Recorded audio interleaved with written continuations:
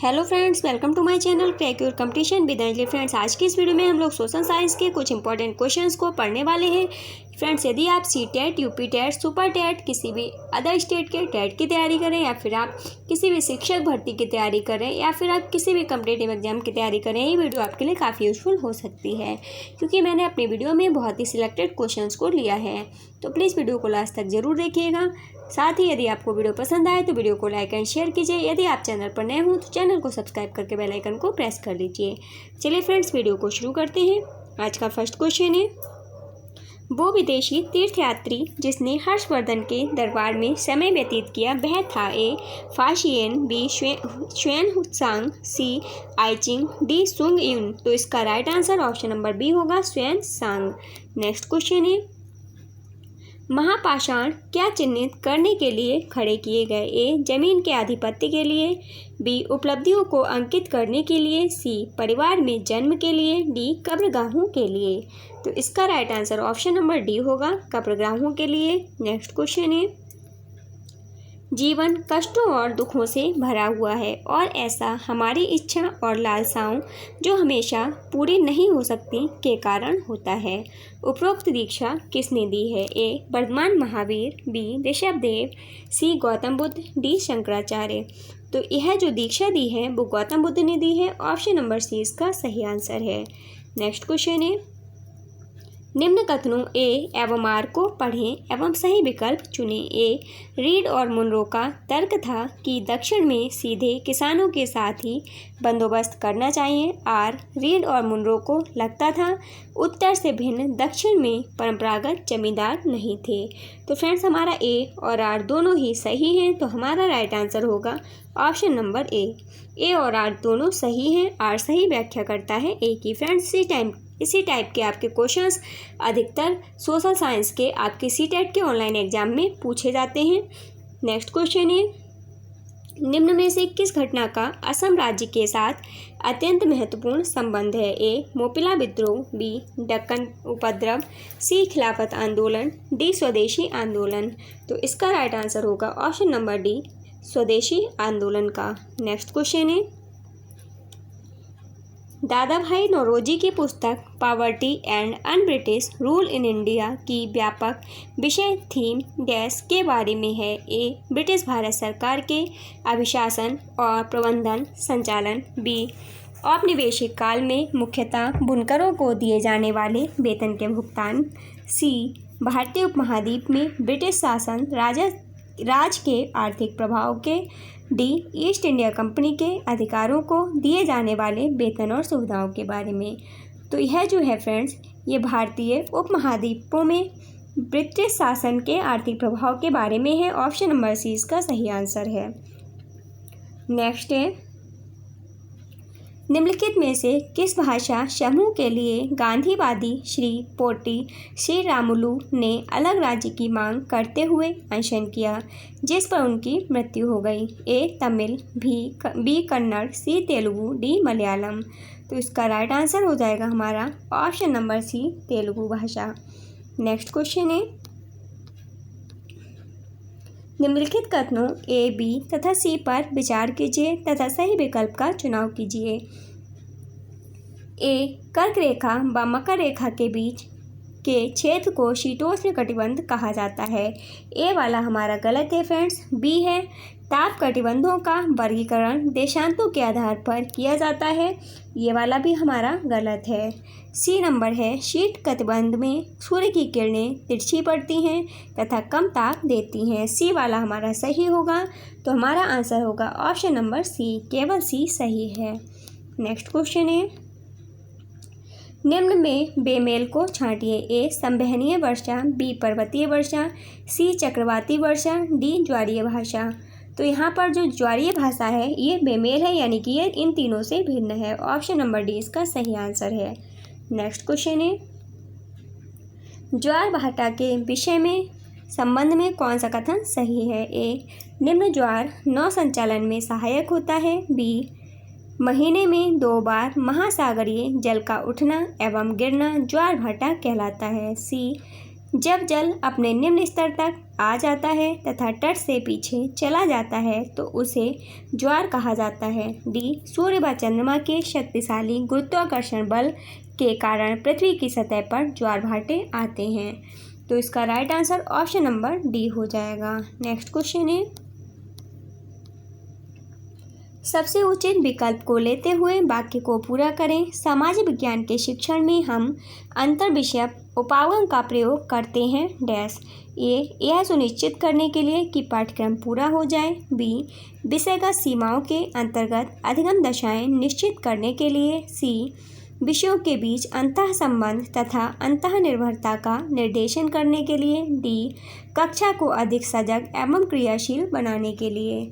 तो इसका right answer होगा ऑप्शन नंबर सी, विषयों के बीच अंतः संबंध तथा अंतः निर्भरता का निर्देशन करने के लिए। नेक्स्ट क्वेश्चन है, सामाजिक विज्ञान बच्चों को प्रमुख रूप से तैयार करता है। ए स्वतंत्र रूप से सोचने की क्षमता हेतु, हे वाला हमारा सही है। बी है अंधविश्वासों पर प्रश्न करने की क्षमता हेतु, बी भी सही हो जाएगा। सी है लिंग पूर्वाग्रह और रूढ़ियों की बनी पूर्व समझ को तोड़ने की समझ बनाने हेतु, सी वाला भी सही है। और डी होगा सामुदायिक नियमों और सामाजिक आचारों का पालन करने की क्षमता हेतु। तो डी वाला हमारा गलत है। तो हमारा सही होगा ए, बी और सी। ऑप्शन नंबर ए इसका सही आंसर है। नेक्स्ट क्वेश्चन है, सामाजिक विज्ञान की कक्षा में अध्यापक एक विशेष संस्कृति के शिल्प तथ्य और लोक कक्षाओं का प्रयोग करता है ताकि उस संस्कृति के संदर्भ में छात्रों की जिज्ञासा बनाई रखी जा सके। यह उदाहरण है। ए कहानी कथन का, बी रोल प्ले का, सी स्रोत पद्धति का, डी मुक्त परिप्रश्न का। सही विकल्प का चयन कीजिए। तो यह जो उदाहरण है फ्रेंड्स, ये किसका है? सी स्रोत पद्धति का है और मुक्त परिप्रश्न का है। ऑप्शन नंबर ए और सी और डी वाला सही होगा। तो हमारा आंसर सही होगा ऑप्शन नंबर डी, सी और डी। नेक्स्ट क्वेश्चन है,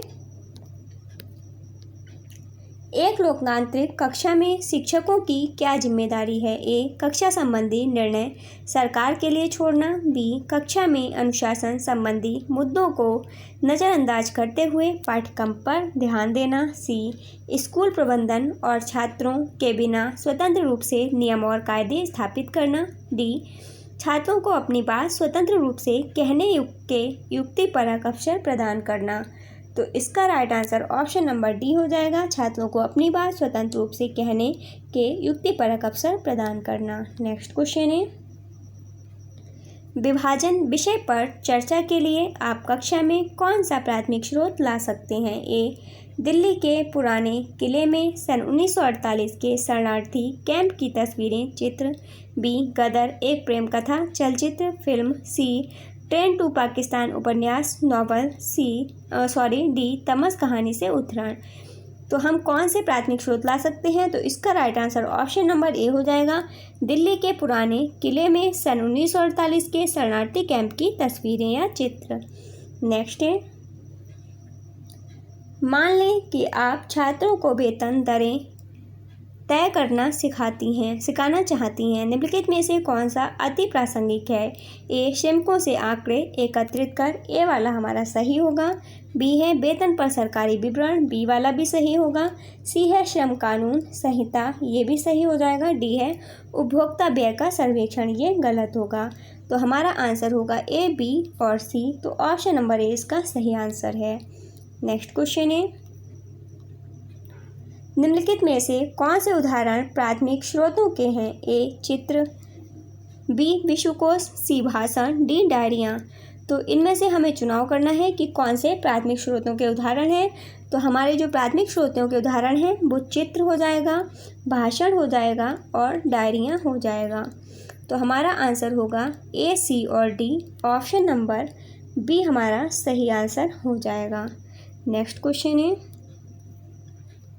परियोजना रिपोर्ट के मूल्यांकन के लिए निर्देशों के सूत्रीकरण के लिए निम्नलिखित में से किसे सबसे कम महत्व दिया जाता है? ए अधिगम प्रतिफल, बी विद्यार्थियों की प्रतिभागिता, सी प्रस्तुतिकरण, डी शिक्षक का मार्गदर्शन।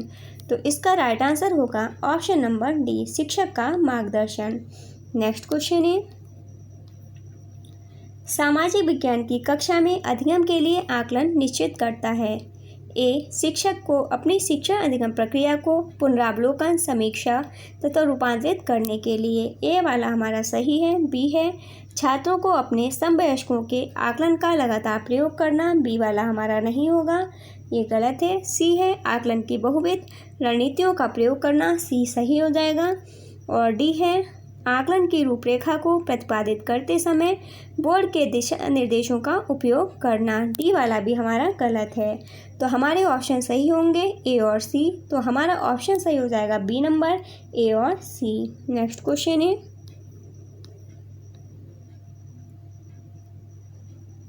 विद्यालय में सामाजिक विज्ञान के शिक्षण का एक मुख्य ध्येय है।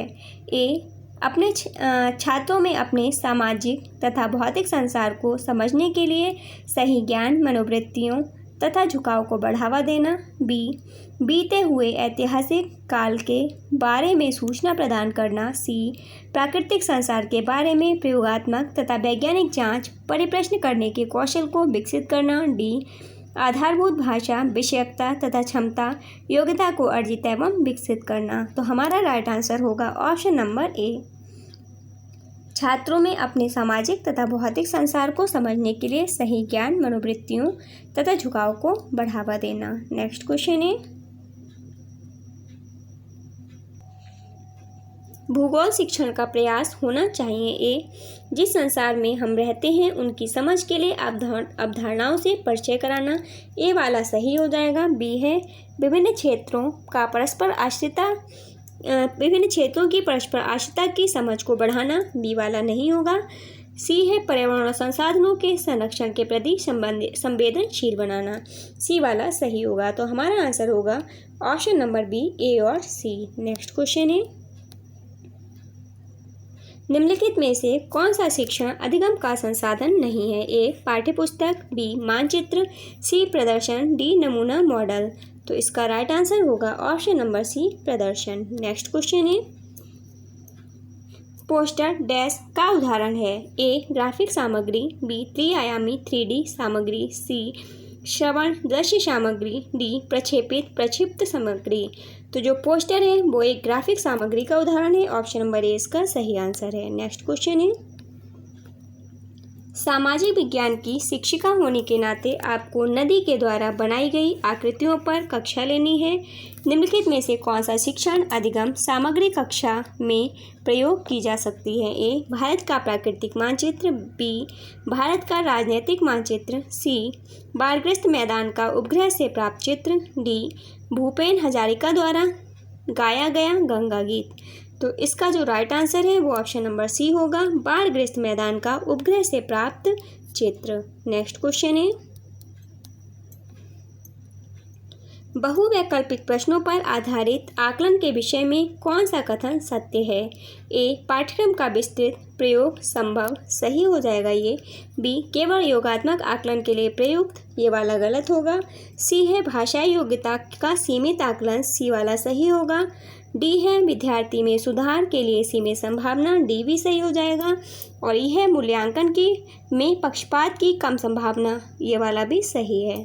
तो हमारा आंसर होगा ए, सी, डी और ई। तो ये वाला जो राइट आंसर हो जाएगा हमारा ऑप्शन नंबर सी हो जाएगा। नेक्स्ट क्वेश्चन है, निम्नलिखित में से किस लेखक के लेखन को द्वितीय स्रोत के रूप में मान सकते हैं। A, William Adam. B, Alexander McKenzie.